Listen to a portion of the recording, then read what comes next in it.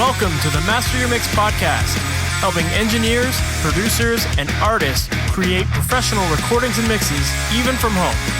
I'm your host, Mike Endino. Let's get started.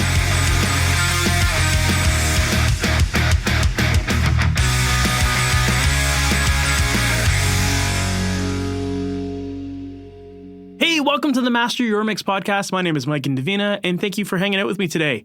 Today, my guest is Phil Eck, and if you're not familiar with Phil, Phil is a producer, engineer, and mixer based out of Seattle, Washington, and he's worked with a ton of great artists, including Built to Spill, Fleet Foxes, Band of Horses, Modest Mouse, The Shins, and so many more.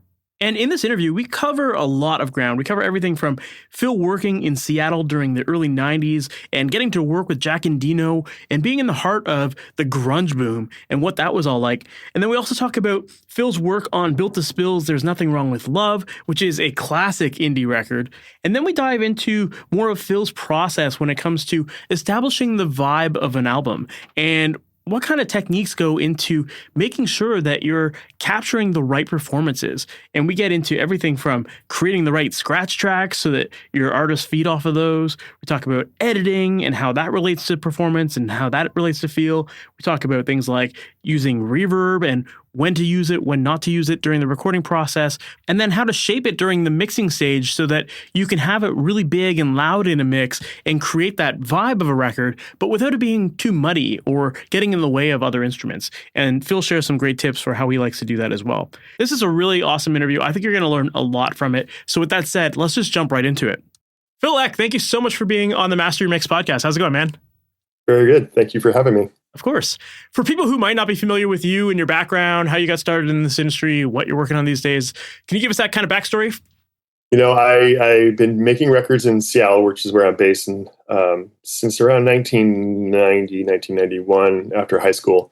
I grew up in a town called Bremerton, which is a ferry ride away from Seattle. I moved here right out of high school and went to the Art Institute of Seattle for recording, just for the most reasons, just to get out of Bremerton and, you know, try something new. And I was always interested in records and interested in the production of sounds, especially since sub hop and things of that nature. Early grunge records were really exciting and happening. It was a big moment in the music business in Seattle. So I moved here to go to the Art Institute, and wasn't the greatest experience, but due to going there, I met some really great teachers, and ultimately connected me with a studio called Word of Mouth Studios. This producer engineer who owned it, Rich Hinklin, really took me under his wing, and that's also how I met Jack Endino, who was still associated with that studio, because that studio before Word of Mouth was called Reciprocal Recording, and that's where, you know, Nirvana did Bleach and Soundgarden and Mudhoney and all those things. So I ended up assisting those guys on a lot of records, and I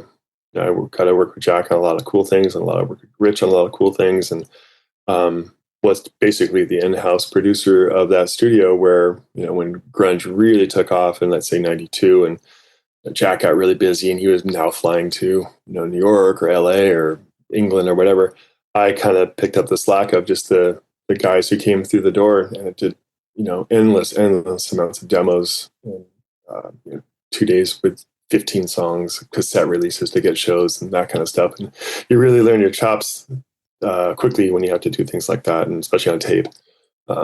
So that's how I started, and met a guy named Chris Taquino, who owned a label called Up Records, which is basically sort of a subsidiary of Sub Pop Records, and that's how I ended up doing Built to Spill record and many other records for his label, and it really just went from there. Built to Spill Nothing Wrong with Love was probably the biggest change in my career, my ability to continue to do this and not just be a young kid hitting record for people and making demos, making albums and moving forward. So that's how I moved on, and I did that for years and years, and was able to, you know, work with local artists that became quite successful, like Band of Horses or Fleet Foxes and Modest Mouse and other things like the Shins, as well as I used to tour with those bands. I used to make records with artists and tour with them after I made it as their live sound guy. Just, you know, it was fun, and it was easy, and not easy, but it was fun work to go out and make the records sound like,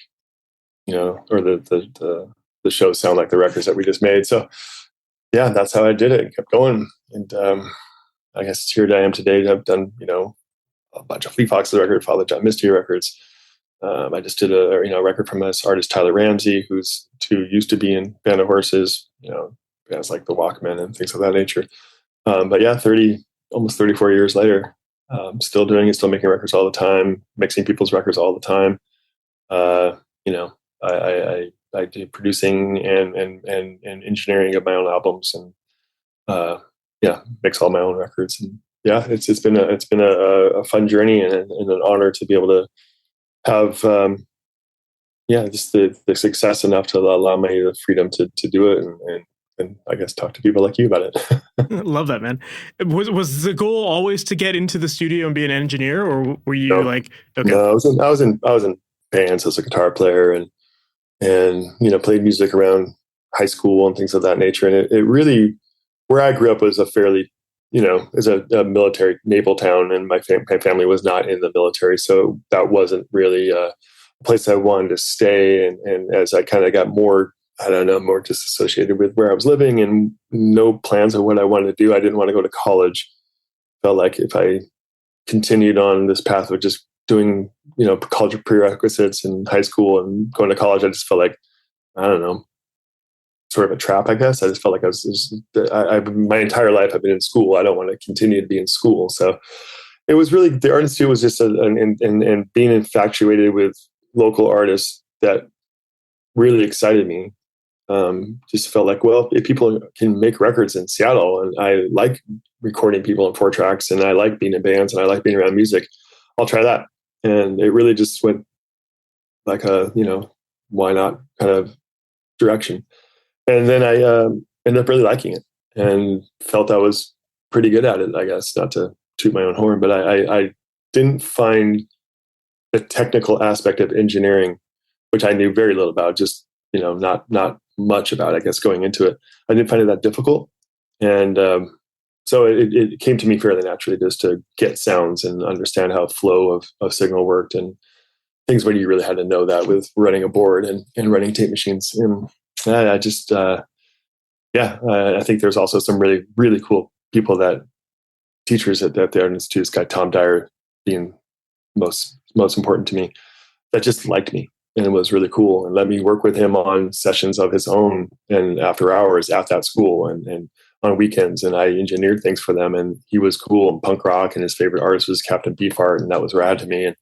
And so those people that were really just like, you're good at this, you should continue to do this. And it was definitely Tom that reached out to Jack Endino, and that was a big deal to me. And Jack was extremely nice and extremely gracious, and his time was very cool and open to me. So that's awesome. There's a lot of young people. When I was very young, 19, 20 years old, there's a lot of cool mentors that just had no reason to help me, but did. Yeah, I mean, one of the things I've noticed about just even running this podcast is like this industry, there's so many people that seem like untouchable in it, but yet like everyone's just friendly, and as long as you're a cool person, then, people are willing to chat and help you out and all that kind of stuff. It's very cool. Yeah. I mean, you don't really need to know anything as long as you're not an asshole. And as long as you can be a fly on the wall and learn. And, everybody wants somebody in the studio to help run some of my cables and, headphone lines and stuff that just, takes up time. It's super fun. As long as you're excited and you know how to just be respectful of everybody else's work and time, then you'll be brought in, with open arms. So that's what it was like, especially in Seattle at that time. It was a small city. It's a small city now, but it was really small then. Didn't seem to me at the time. I thought, like, this is the big city and wow, but looking back, everybody knows everybody. They're really helpful in that regard. For sure. Well, yeah, I mean, you can't go into this industry acting like a know-it-all, even if you do feel like you know quite a bit of stuff. It's like when you want to work with someone else, you're now in their environment. They've got their way of doing things. So like you've got to learn to adapt to their processes and that's how you advance. So yeah, I think that's some good stuff to talk about. You talked about, moving to Seattle and being there in the 90s, which was obviously like a massive time for like the grunge world and all that. How would you say that being in that environment impacted like your early days of being in the studio, like as far as learning how to record artists and the way that things were being recorded back then, like, do you feel like that's impacted your career to this day? I mean, back in those days, these are things that were done in. If you had a week to record, that was luxury. Most people, these records were made in days, 4, 5, 6 days. Records I was doing, 3 days. So you really had to go quickly. And when working with Jack, one thing that was interesting with him specifically is he would do a lot of EQing, a lot. And his reasoning was these guys would show up with these sludgy, murky tone, big muffs and sludgy tone guitars, down-tuned D guitars. And his only way to do it was to go quickly was to EQ everything kind of around it, make a sandwich of things. Like the kick drum had this low and high, just really visually place things in a certain way. And although that wasn't necessarily something I wanted to always do, it really taught me, oh, you have to adapt quickly and understand quickly what a sound sounds like. Not think about it as much and just trust your gut that this will all piece together. And Jack was really good at that. And I learned a lot. I learned a lot watching him kind of put the puzzle together of all the oral aspects of the record or sounds of the song and the record. So in that, I learned that you should just go quickly and don't change. Don't think too much about changing the mic as much as trying to make it work as quickly as possible. For better or worse, but you learn a lot about sound quickly that way. Yeah. Do you feel like that's still kind of your approach to this day, where like maybe now you have more time to work on records, but do you still feel like you need to be like super quick with it and not spend as much time on mic positioning and that kind of thing? Or probably less so. I think I do more. I think I would be more mic changing and amp manipulation than I did then. But sometimes I just throw it up and go, "Oh, it sounds cool, go," and or I know I can make it sound better down the line or something like that. But usually, I guess now because I do have more time, it's a little bit of both, where you trust yourself maybe more, and maybe have the time to just go out there and move the mic a bit, or change a 57 to a 414 or something like that. Yeah, I'm assuming too that with your experience, you've also kind of learned, like, okay, like, yeah, I could move the mic a little more to the center of the cone, and that's going to give me a brighter sound, or I could just boost this frequency. Like, you kind of know the alternative ways to get the same result, right? Yeah, and also just maybe how quote unquote important that individual track is. If it's like a main guitar, maybe I would go and spend more time adjusting the microphone so it sounds less manipulated, possibly, or give me more of a full range sound right from the source. And maybe it's the 12th guitar line. I might just go, I'll just EQ it from here, and it's maybe not less important, but we've established the sonic spectrum. Which I do like to start with a more natural sound from the beginning. Gives me more of a chance to mess with it later. For sure. And I think that that's a really good point too, of like that idea of prioritizing instruments, because you can't just make every instrument the priority when you're recording and get the most clean, pristine sound, because then you're working so much harder in the mix to try to make it work. So, it makes sense to kind of have that idea of like, this is the more important one. We're going to spend the time on this. Everything else can be a little darker or murky or whatever. Like, I mean, I guess people do sell and listen to stems, in the stereo spectrum or even the Atmos spectrum. You're not hearing it that way. You're not hearing it individually. You're hearing it as a full song. So it doesn't matter what it sounds like individually. It matters what it sounds like in the full song.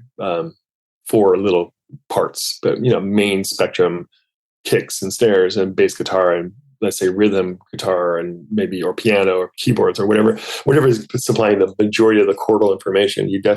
I'd like to make sure that those are as big and pristine and as natural to start with as possible. And if I want to mess with them or fuck them up or distort them or add a bunch of effects or whatever, I can do that, but always knowing that if I take that stuff off, it still sounds great.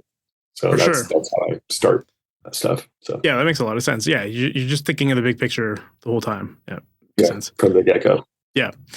You talked about earlier how working with Built to Spill was kind of like your big turning point in your career, working Yeah. on the There's Nothing Wrong with Love record.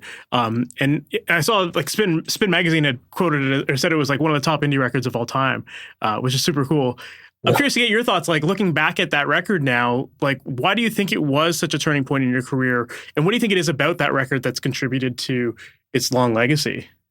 As far as this long legacy, it's just because there's great songs and it has emotional connection, and that's always, in my opinion, what creates a legacy record or maybe a legacy artist. It's just he's just a really smart songwriter and a genius musician and lyricist. And as far as like how it changed my my career, as it were, it was the first time I ever recorded a record where Doug came in. It was Doug and Brett Nelson, the bass player, and this guy, Andy Capps, who unfortunately has passed away, but was the drummer at the time. And they set up in the same little corners that I always put everybody. This place called John and Stu's, which was the studio after Word of Mouth, the same studio, but different owners. And I'm miking up his Fender Twin, and he goes, "Oh, don't really worry about my guitar. I'm not going to keep any of that." And then I was like, "Oh, weird." Like I was so used to recording live, and then you maybe double a guitar and add a solo and vocals, and you're kind of done.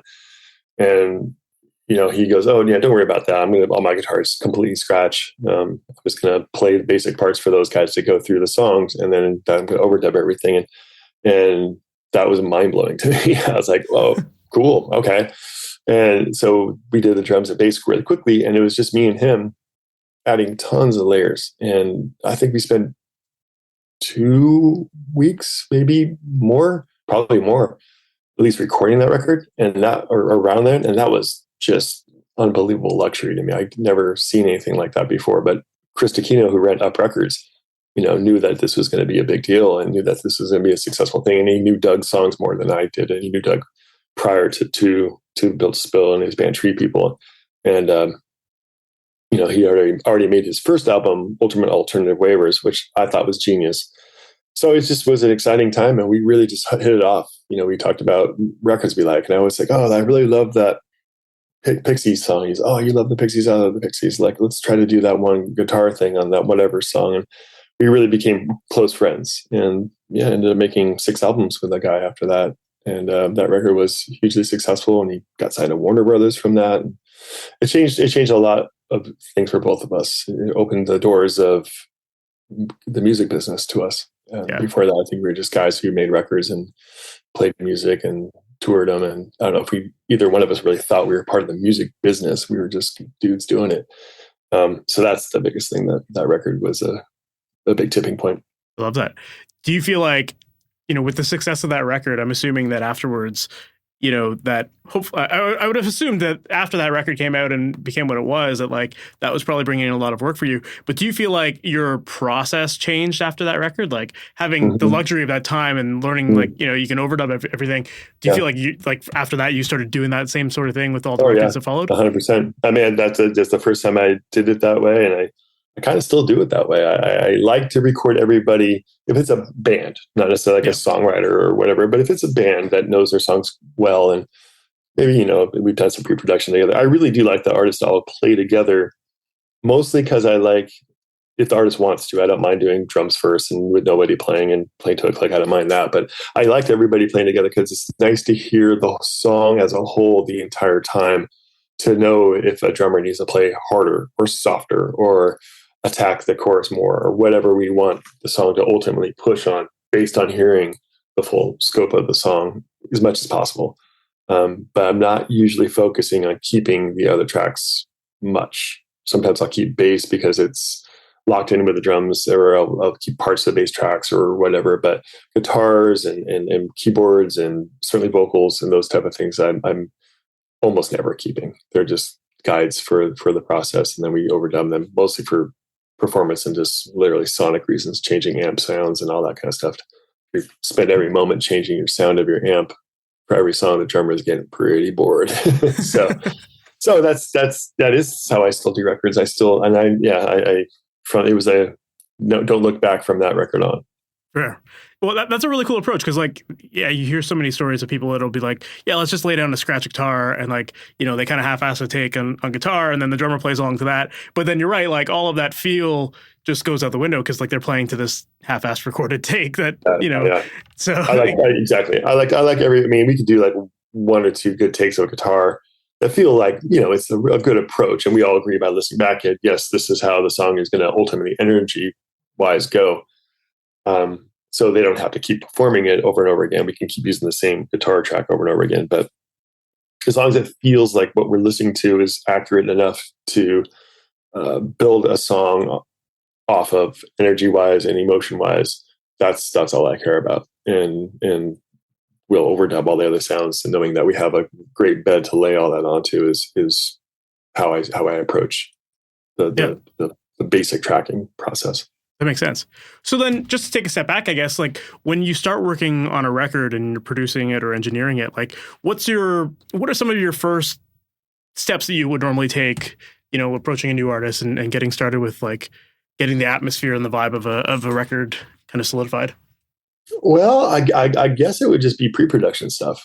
I guess it would just be, and these days pre-production stuff is less in the room together with more just over email and Zooms and stuff like that, just cost reasons. And I work with very few local artists these days. Most of the records I work on are across the country, LA, New York, you know, England, you know, Canada, you know, very few Seattle artists. Mostly there's a lot less artists in Seattle. Seattle had become a quite expensive city where back in the 90s it was really cheap. So there were just more artists around that had the ability to make records. But I guess we're just making sure that we have the right songs first. That's all that matters, is you have the great songs to make a record with. So we work on that.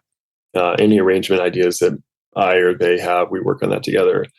Tempos, try to get that to feel the right tempo, which usually we adjust quite a bit when we're in the initial recording stages. But just knowing that that they have as much as possible, we're all on the same page, and that they have their chops as much as possible ready to go, that whoever's going to be playing whatever can do it. That's probably the hardest part about modern recording, is you get a lot of demos from artists who have home studios who can spend as much time as they want editing, chopping up any way they want.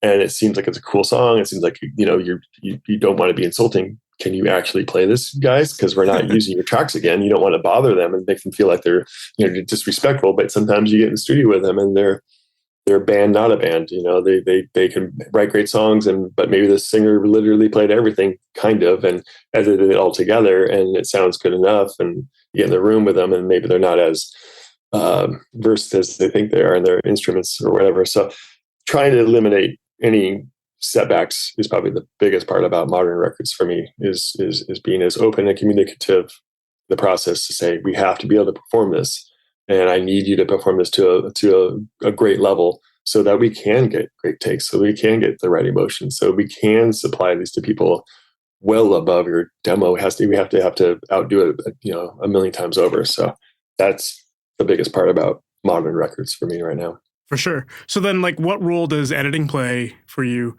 Like, obviously, if you're working with a lot of artists that, like, maybe can't play their parts right away, some people would, there's like two schools of thought, right? There's like some people would be like, okay, practice the shit out of this until you learn it and you're perfect at it. And then there's the other people who are like, yeah, I can fix this later. Like, we'll take what we can get, you know? I think it's a bit of both. You know, it's you know, it's there's nothing wrong with not being a virtuoso. You know, it's mostly like, did you write a great song? And can you perform this to a level that at least we can get it edited and not have it. I think laboring over editing to make it sound natural sucks. I think, you know, editing to take better parts of cool performances, that could be 20 performances, but they all have their own cool thing about it, is the way I like to look at it. I don't need you to be perfect in your performance, and I'm not looking for you to do this in one, two takes and have it be amazing. We'll do as many takes as it really needs to be cool, but I don't want to fix your performances to just make it seem like you played it correctly. I want to pick the cool parts of your performance. So editing is as much as anybody else does, but not so much to fix it, but to make it cool. Yeah, just capturing like the best parts and like more like Yeah, comping. it's exactly like comping. It's the same way we used to do it on tape. Just lots of punching. It's just not. It was none of those old tape records were made or continuous performances. A zillion punches on them. So it's the same idea as comping, I suppose, but you're having to play a lot more. Yeah, so you're not necessarily like beat detectiving and elastic autoing every like hit and all that kind of stuff. Yeah, I'll do that if needed, or if it's time wise. It's like that tambourine is literally it's bang bang bang. It's on the snare drum. It's fine. We'll be detective and put it in its place, and it doesn't need to be this great performance. It's just a sonic element I want to hear. It doesn't matter if it's not. There's no emotion to it. It just sounds cool. yeah. So that stuff I do all the time, and if it's I'll comp background vocals to one chorus to the next chorus, using the same performances multiple times. Again, if that's just what sounds coolest. I'm no purist. It doesn't need to be this pure performance every time, but I do want those performances to be as natural as possible, at least to start with. Fair, for sure. That's very cool. Well, like one thing that I was really curious to know about when it comes to your records is like listening to a lot of the records that you've done, such as like the new, is it Simmel? I can never remember how to say like Symbol. Simmel. It's a Welsh word and it means symbol. Okay, perfect. So yeah, like listening to that Simmel record or Band of Horses or Father John Misty, like those records there to me, like one of the really cool things about those records is like just the vibe of those records and the ambience of those records. Like to me, I think that's like it's a big part of the record. It's what really establishes the aesthetic of those artists. And so I'm curious to know, like when it comes to establishing that vibe, is that often something that most of these artists just kind of seem to come to you with, or is it something that like you guys are really being conscious of during the process and thinking like, okay, like the songs are good, the parts are cool, but like we can make them bigger and give more of this cool feel to it. Like, yeah, that's my perspective is the songs are great and I know I can make it bigger. I think the bands, I think maybe with Band of Horses, that was just a lot of it was just you got to trust me, man. Like this is his first album, especially Everything All the Time was Ben's first album at the Band of Horses.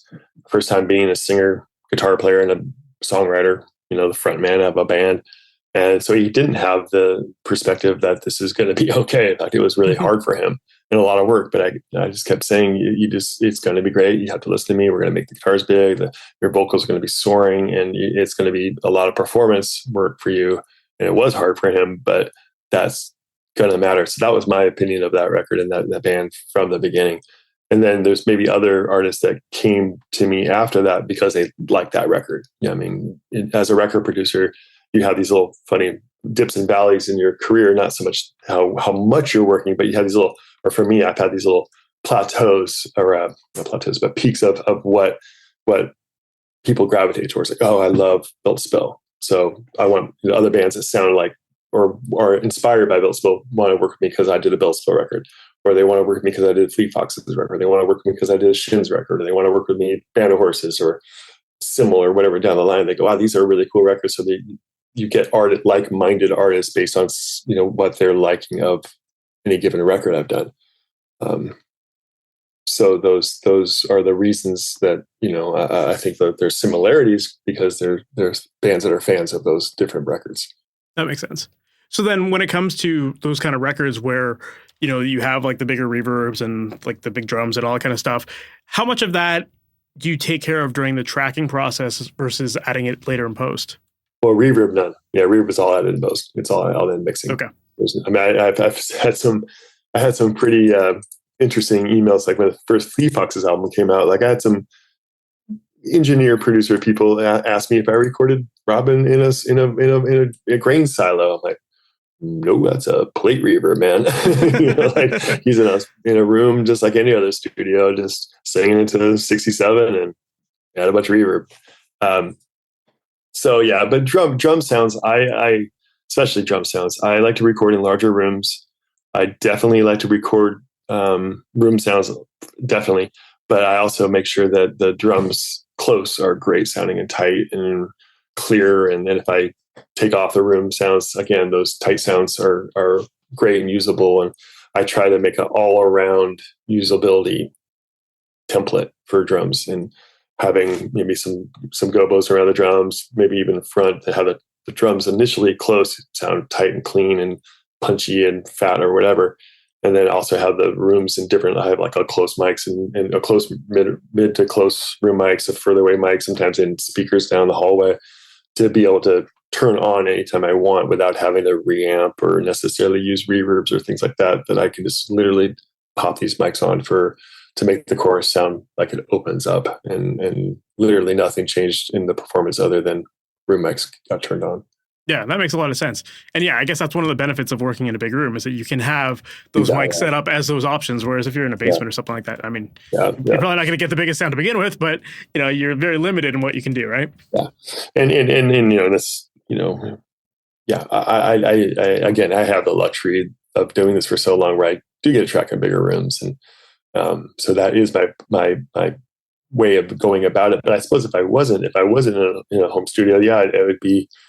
Back in the day, certainly we used to record in quite small spaces, like where we did Build Spill and the things I did with Jack. That was a tiny little studio. It's called Hall of Justice now. It's owned by Chris Walla from Death Cab for Cutie, but it's small, but it's usable. But if you wanted a room sound, you had to like do tricks of compression or light distortions or reverbs and things like that I do maybe less of in a I need this to sound bigger way, and more in a treatment. Like, this is a fun, exciting sound, but I don't need to rely on that sound to make it feel roomy. Where back in the day, I probably would have done those tricks because I needed to feel roomy, or I really wanted to feel roomy, and this is the only way I could do it. Yeah, that makes sense. And I'm assuming too that like when you are working in these bigger rooms and you have the multi-mic or room mic setup, like, yeah, they're not necessarily always on. Like, you might just mute some of them for certain tracks and that kind of thing, right? Oh yeah, mute them all the time, or turn them way down. They're just kind of lightly in the mix, and then I pop them up louder and versus second verse or second chorus or the bridge, just to give a different feel to that part of the song. It's a cool way to produce different emotional feelings, like especially if like the bridge goes halftime or something like that, and there's a lot more space in the drums than there was in the chorus or the verse, and the guitars become more affected, more delays or reverbs happen because that part of the song has a more ethereal aspect. Just turning on the room mics and kind of creates that more of a three-dimensionality to the song, and you didn't have to do a whole lot of tricks to make it happen. You just literally turn those mics up or on. So that's how I start the approach, for sure. Yeah, I love that. I think that's a really cool approach. And yeah, it's like, I feel like a lot of people these days, just because they can record lots of tracks in digital, like they also feel like they need to use it all, right? And so, that is true.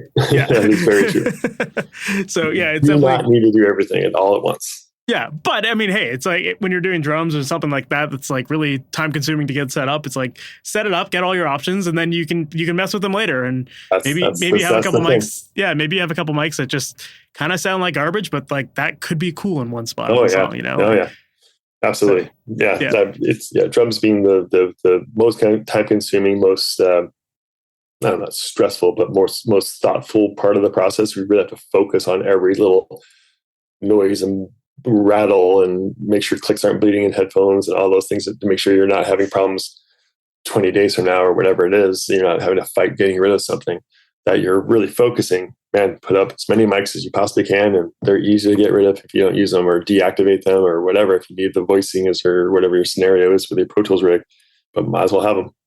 Yeah, for sure. What you also mentioned earlier about how like when you would record an artist that has like a lot of roominess in their tones, like you said, a lot of the reverbs you just add in post, which I think which makes sense. Like obviously, yeah, if you record someone in I actually did this in the summer. I worked on a record in a grain silo, and it had like a 15, 20 second long reverb time, and it was just like at some point it was like, hey, we can't record vocals here. Like this is like we're done. Yeah, we did drums there. It was cool. We got some cool sounds, and then I was like, that's all we're doing here, But it's not usable any longer. Yeah. But it makes sense. Like you can definitely paint yourself in a corner when you start to commit to too much stuff, like during the tracking process. Yeah, I guess I should take that back. I do commit and record through amps with effects all the time.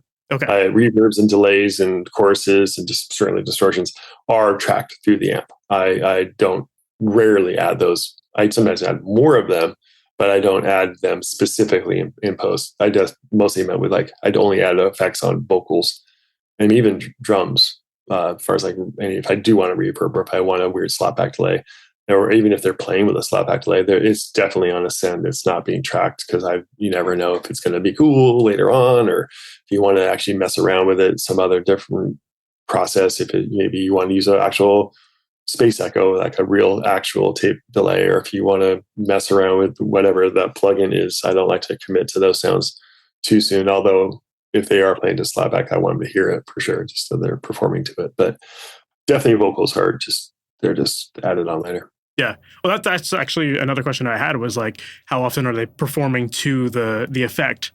Pretty much always. I think if my approach is anything like it used to be, as far as back in the tape days, I believe in committing to an idea. I believe to performing to an idea. I believe to say we are just going to say this is what we believe is cool, and we're going to go forward with it. I think too many options slows you down. I think it diminishes performances and performance creativity if you're not ever really like, oh, this doesn't matter because I'm not sure it's going to actually be this way. If we try as much as we can to say, yes, you are playing to this weird flangy chorus, or yes, you are playing to this delay, whether it's flatback or an eighth note or whatever it is, those change the way you perform. And I really want people to commit to that performance. And I guess you just have to trust your gut on that those sounds are cool. But I guess it also I most of the time, not always, but because I've been able to do longer time in the studios, you do have a chance to redo it. And if it's just a week later, you're like, I think we made a mistake here. You can recut it. But I do like to build off of an idea that I want all of the overdubs and all the performances vocally and everything, guitar, piano, whatever it is in the song, to be performed off of the same core idea, because it ultimately affects the whole process. Yeah. Well, it kind of goes back to like what you were talking about earlier with like drums and having everyone else play along with it so that, they're feeling the moment. Right. So that definitely makes sense as far as using effects as well. That's very cool. Mm-hmm. Like when it comes to things like reverb and delay, obviously those can make things sound bigger and give you that atmosphere and all that. But there's also, it can also be problematic sometimes to add too much of that kind of stuff because it can make your mixes sound really muddy. So, so as far as like making the effect of reverb or delay really present in a mix, but without sounding too muddy, how do you typically go about approaching that? Cutting low end.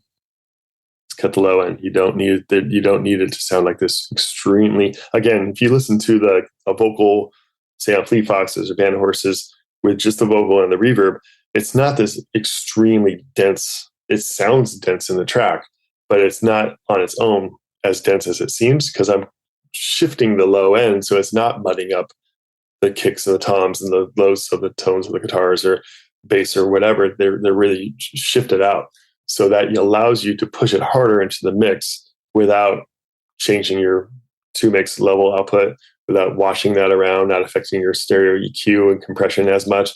It's not fluctuating as much because it's less low end kind of rumbling around below you that you just usually don't need. So that's probably the biggest thing I do is shelving out, and that depends on the song and the key of the song and speed of the song, but shelving down out the low end. Yeah. Obviously, like you said, like it's going to depend on the song and the key and all that kind of stuff. But like, how far are you going as far as shelving? Like how deep am I going, or how many decibels out? What frequencies would you be like rolling? I would say I'm probably like 200. Okay. So yeah, you're thinning it out quite a bit then. Oh yeah, like and almost gone. Like really washing that out, just shelving out. I use it on I use EMT plugin all the time. On its I'll send to it its input EQ. I'll cut that out. I use the EQ on that as well. Just like that's just whatever it is, 200 down, gone, and then I'll probably do it on the return wherever I'm returning it, either on a mixer of some kind or even on an analog board. I'll shelve that out too. Just get rid of it because it's just causing energy that takes in your 2-mix. It takes up a lot of space, and you're like, why is my vocals or why is everything? I have to keep turning things down, and it's probably because you're just supplying too much unnecessarily inaudible energy to the 2-mix. Makes sense. Yeah, and then you're definitely keeping all that room there for the low end of the guitar or the bass, kick, and drums. other stuff. Yeah, you can EQ more into things. You can EQ more kick low, and you can EQ in more bass on the bass guitar or drum or guitars or whatever it happens to be. And that, of course, is just that's the balance of messing around with where those things hit each other.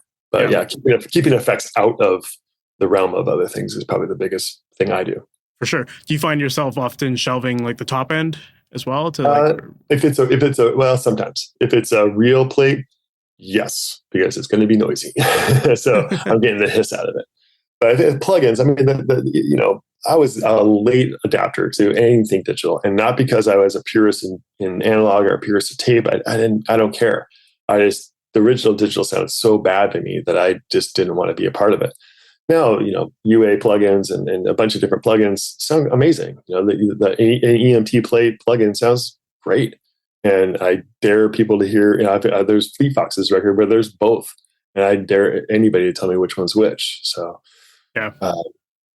I'm no purist, but I just I like to, I like to use them and make sure that when I am using them, that they're clean and as usable as possible, whatever that clean is, low end removal or high end for cleanliness or whatever it needs to be.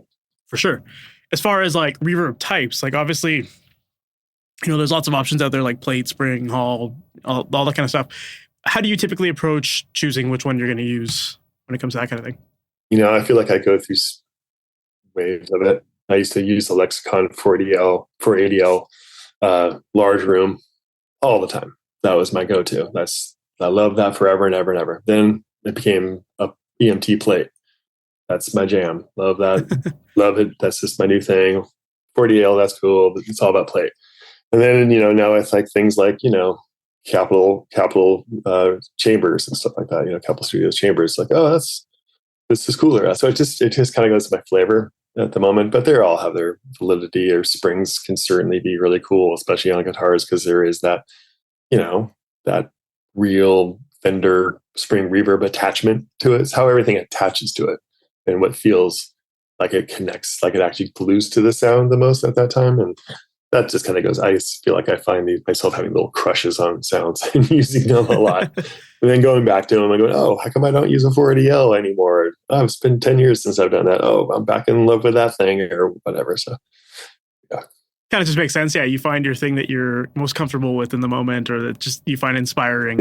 Yeah, seems exciting or whatever, or just really is working great for that one particular song or that one particular artist. And you're like, that's my new thing. I'm going to continue doing that. That's what I use. Do you find yourself like using multiple different like reverb styles in a mix? Yeah. Again, it just depends on the song. Like there's a Father John Misty song, Hollywood Forever Cemetery. The guitar, I mixed that song. I didn't record that. And the guitar itself was an acoustic guitar, or I think it was, or maybe a hollow body guitar, but the microphone, it was mic'd acoustically, whether it was electric or acoustic, I don't quite remember. But the distortion was coming from a very fuzzed out preamp. And that's fine, but it sounded honestly like a mosquito and it was bone dry. And I was mixing it with Josh Tillman and I said, man, I don't quite understand what to do with this. He's like, he understood that it didn't really fit the grandioseness of that song. So I just did a bunch of different tricks with reverb, and it's a plate on top of a spring with like a gate on top of that. And that's the guitar sound. That's this crazy, wild sounding. It sounds like an electric guitar through some wild amp, but it's not at all. And that took me a while to get to that sound, but that's a big example of really using lots of different reverbs to create something that was not recorded that way at all. I love that. Yeah, I mean it's a tone shaper as much as it is like an ambience thing. You can use it to like EQ a sound. You can use it to roll off some of that initial attack, all that kind of stuff. So, you can soften things a lot. You can soften attacks definitely. You can kind of mellow the approach of the performance in a cool way. It's cool. The cool thing to do with reverb too is compress it. It's a fun, weird thing to do to hold its weird sustain and kind of shorten almost, but present the tail of the reverb more in your face, because it kind of crushes up the tail together, and that can make it a bombastic sound out of a reverb. So yeah, I do that as well. Yeah, it's true. Like I think a lot of people just think of effects, or at least a lot of like people who are getting started with this, like think of effects as just like that's the one thing and that's it. Like you don't manipulate it afterwards. But there's so many other cool things you can do once you start playing around with the EQs or any sort of saturation and that kind of stuff. You can really get crazy with it and get some cool tones, right? Right, distorting the reverb or distorting the send into the reverb. That's kind of a cool thing to do. So you can have this weird, maybe a clean vocal here, but behind you have this kind of weirder, ethereal, mildly distorted, reverby sound. That's the three-dimensionality and the stereo-ness is what can create a lot of depth. And that's what I really strive to do in records I make, is have, even though this 99% of the records are not Atmos, they're stereo mixes. I want them to feel like you can see the performances in front of you, like the drums, and the spectralness of it isn't just left and right, but it feels front and back. Yeah. So do you rely on like a lot of automation then to also help you with that kind of thing? Yeah. There's a lot of moves that happen either through the board or in Pro Tools, because I still mix on the analog board as much as I can, in conjunction with Pro Tools, certainly, because there's a million things you take too long on an analog board. But I do like that summing aspect of an actual analog board, whether it's coming from a digital source, but that does help create three-dimensionality to my mixes. For sure. Yeah, I think I kind of see things the way you kind of described there, where like I can picture things in a mix and you hear that front and back and left and right. And there's I like when things move around throughout a song too. And so I was curious to know, like, as far as creating that three-dimensionality, obviously like you just talked about, like there's reverbs and some automation, that kind of thing. Are there any other techniques that you could think of that help to create that space or that contrast or whatever? Well, besides like things like room mics and things of that nature, I think literally and maybe volume pushes, but doubling things or tripling things. Like the third guitar happens only in the chorus, and it doesn't even necessarily have to jump in volume. Sometimes you could jump in. You can add a way beefier sound or a much brighter sound, and it just pops open. And it's not EQing something or adding another effect. It's literally adding another track. And that depends on the song, of course, but a lot of times I do that. Just here comes another, or something doubling, like a keyboard doubling the guitar happens, or a piano doubling the guitar, or vice versa. You're just adding more energy in a different way that creates a feeling of a grand feeling to it. Makes it feel like it's moving you into you're jumping into it, or it's coming at you more, and that feels three-dimensional, or whatever the scenario may be. So I do that stuff all the time. Very cool. I love that. Phil, I don't want to take up too much more of your time, but one last question I'd love to ask you is, like, at the end of the day, when it comes to all of these different techniques and everything we've just talked about here, like, in your opinion, what ultimately makes a great mix? I think what ultimately makes a great mix is when whoever is listening to it feels what you are trying to get them to feel. If they listen to it and it makes them excited and you want them to feel excited, you succeeded.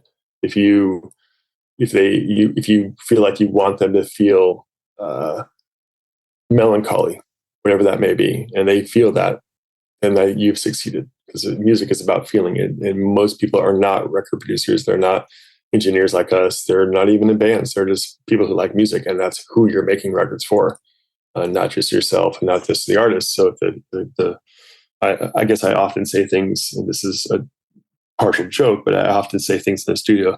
I want my mom to like this, and that is a somewhat ridiculous thing to say, but it's true. I want someone who has no idea what music is, or no, they know what music is, but they just know what they like, and I want them to feel what I'm presenting to them. And that's a big part of record making, and a big part of proper mixing, is that you've achieved the goal. That's technically perfect. It just has to achieve the goal. Yeah, the majority of people listening are not technically, like, they don't understand this stuff. So like they like it or they don't. It's like a binary kind of system for them, right? So it's like, as long as you can get them to like it and feel the energy or the emotion of it, then you've succeeded. I guess, right? We are the 1%, as it were. We are the people who understand this and do this and know the nuts and bolts of it. But 99% of the people, even a lot of musicians don't. They just know what they think is cool and how they feel. So making sure that that's, coming across is most important. Yeah, I think we're kind of like the masters of like the subliminal messaging in ours, Right, like with our process. That's it. Yes. Yeah, we're kind of trying to do that, right? Like create that feel and introduce things and take things away, and it's like most people don't notice it, but if they experience it, Oh yeah, they feel it. I've had people, girlfriends, friends over the years, family members say, "Why don't I like this?" And sometimes it's like, well, it sort of just doesn't make sense. It's confusing to listen to. And they don't know why it's confusing to listen to, but I maybe think you're jumbling too many things here. You're trying to present too much information at once, and no one's going to understand this in this mix. So if you just maybe took away a couple of those things and simplified it, or at least made those things that seem more important a little louder, people go, pay attention to this. This is my little field, my little milepost I'm supposed to like understand. And a lot of part of mixing is just like literally pay attention to this. This is what you should be focusing on as the listener. Yeah. And that creates the emotion for them to gravitate towards it. Makes a lot of sense. Well, Phil, again, this has been amazing. Like, it's been great learning more about your process, your approach to how you think about various elements of the process. I just find that very fascinating. So I want to thank you for being on here. If people want to learn more about you, maybe even potentially work with you, what's the best way for them to do that? Either through my website, which is just philack.com, or through my manager's website, which is gpsmanagement.com. Awesome. I'll definitely have those in the show notes for sure. Yeah, thanks. Right on, Phil. This has been great. I loved it. Thank you so much. Yeah, thanks a lot, man. So that was my interview with Phil Eck, and I really enjoyed listening to him describe his process about capturing the feel of an artist and what kind of things he does in the studio to inspire the artist. Everything from how he'll have the scratch tracks just be made from the band jamming, and how he doesn't even keep half of the stuff there. It's just more so the drummer can, react to the performances of the other musicians. I think that's awesome, and I think that it's a really cool way to still track things individually, but also retain the feel of a live off the floor recording. So yeah, I love learning about that, and also just some of the little things that he likes to do with effects and how he decides on when he's going to record with an effect or when he's not. And even when he's not recording with the effect, establishing what the artist is listening to so that they're performing into the effect. I think that's a really cool thing too. And I think that the approach that Phil talks about in this interview is a really refreshing one, because it kind of takes the best of both worlds, right? You get the people who want to record everything live off the floor, and then there's the other people who want to record every instrument on its own so that you can really focus on the performances as you're tracking them, and make sure that you're getting every single tone right and all that kind of stuff. There's definitely pros and cons to both methods, but I think that Phil's approach here kind of merges the best of those ideas and get the benefits of both approaches. So yeah, definitely a really cool approach that you should definitely take some ideas from this and implement them into your own process too, and you might find that it really helps you with your recordings. Now, speaking of which, if you are a musician recording yourself from home and you're struggling to get your recordings to sound good, or you just can't seem to get your mixes to sound as good as you expect them to, like if you find that when you compare your songs against your favorite records, your songs just fall flat and they don't quite have the same amount of polish or size or whatever it is that your tracks are missing, I would love to help you out with that. Now, inside of my coaching program, Amplitude, I work one-on-one with all of my students to help you figure out what's missing from your tracks and how to get the results you're after. Sometimes it's focusing on the recording stage, sometimes it's focusing on editing or mixing, but regardless of whatever it is, you get one-on-one help where we listen to your tracks and break it apart and help you identify what you need. And we coach you through the entire process, giving you access to a huge library of step-by-step tutorials, walking you through exactly what you need to do at every stage of the recording, editing, and mixing process. Plus, once you've put it all together and you've mixed your track, we then work with you on the mix to help you get the results you want. We cover everything from EQ and compression and whatever else your songs need to get it to that level that you want. So if that sounds like something that you would find beneficial and you'd like to learn more, make sure to visit masteryourmix.com/amplitude. And on that page, you'll get all the details of the program. And you can also apply to get a free demo of that program as well. I'd love to hop on a call with you to learn more about your process, your goals, and to see where we can help you. And if it seems like we can truly help, then I'd love to show you around the program, what it includes, and how you can be part of it as well. We only work with people inside of this program who we truly believe we can help. And if for some reason it seems like we can't help you, we'll definitely let you know. So once again, make sure to visit masteryourmix.com/amplitude, and you can get all the details there. So with that said, we've reached the end of this episode. Thank you so much for sticking around, and I can't wait to chat with you in the next one. We'll talk soon. Later. Thanks for listening to the Master Your Mix podcast. To have your questions answered, submit your questions to questions@masteryourmix.com. Please go to iTunes and subscribe and leave a review. And for more information on how you can improve your mixes, visit masteryourmix.com.